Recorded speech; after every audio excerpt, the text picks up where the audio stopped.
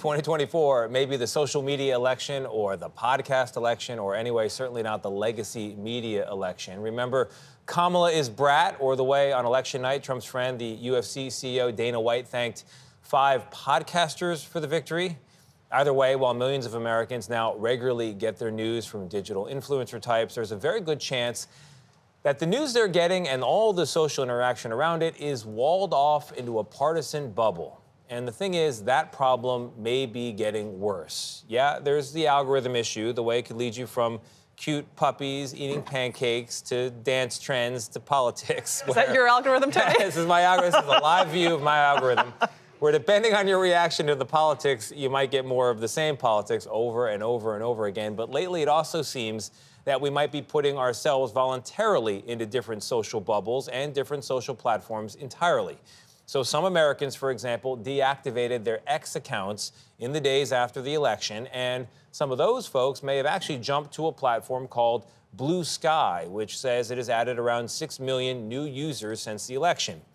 Meanwhile, the CEO of Instagram said its Threads platform had added around 15 million users this month alone, after earlier saying it was actually deprioritizing political content of all kinds. So what is going on here? If this was an election that underscored the political power of social platforms and digital creators, what will it now mean for governing? And are we now, America, that is, one nation under God, but divided by our social platforms? We have just the guest for this question. We do indeed. Joining us now to unpack all of this is journalist Taylor Lorenz. She has covered the tech space for years and is the author of Extremely Online and now runs UserMag, a digital publication focused on internet culture. Taylor, thank you so much for joining us. So, I mean, those are major numbers. 6 million to Bluesky, more than 10 million to Threads just recently. But how different are these other platforms versus X? Are people still just being surrounded by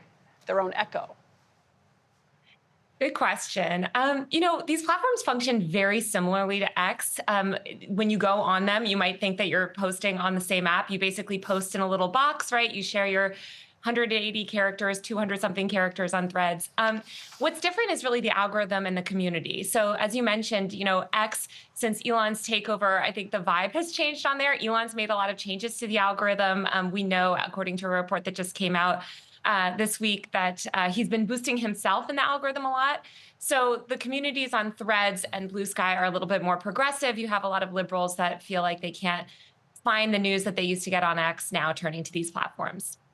Is it a problem that people, we used to talk about how people were moving into neighborhoods that were all blue or red and sending their kids to schools that were blue or red. We're in bubbles upon bubbles upon bubbles. Is our social platform now just another kind of bubble, and does that worry you?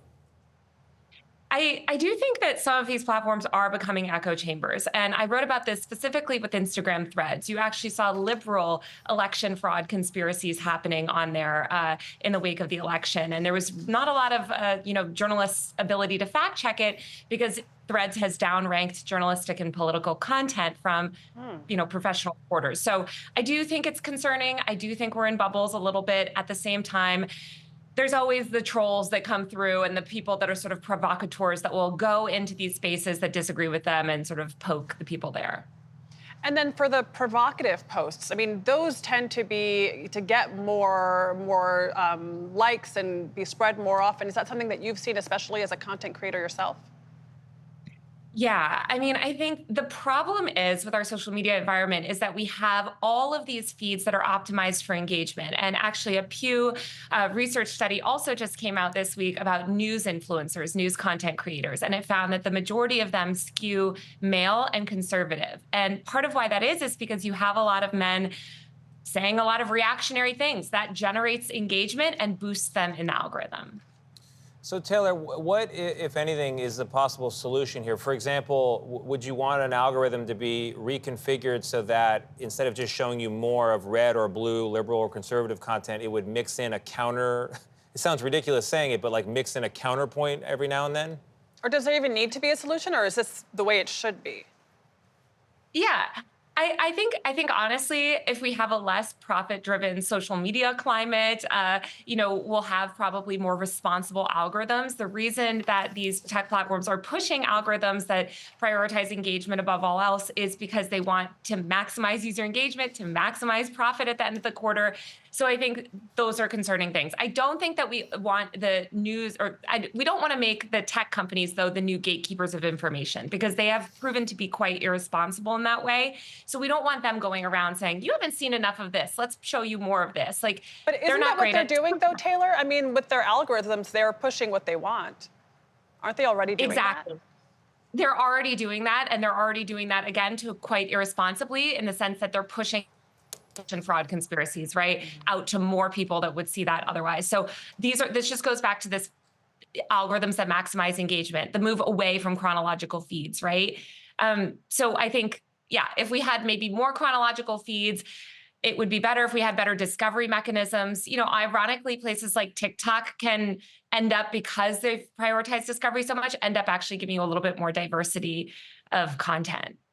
Or in the old-fashioned world, you could hear from a friend that something is useful, and then you could sign up for it. It could be a newsletter on Substack. It could be User Mag by Taylor Lorenz. Taylor, thank you very much. That's my plug for you. I appreciate you being on with us. Thank you.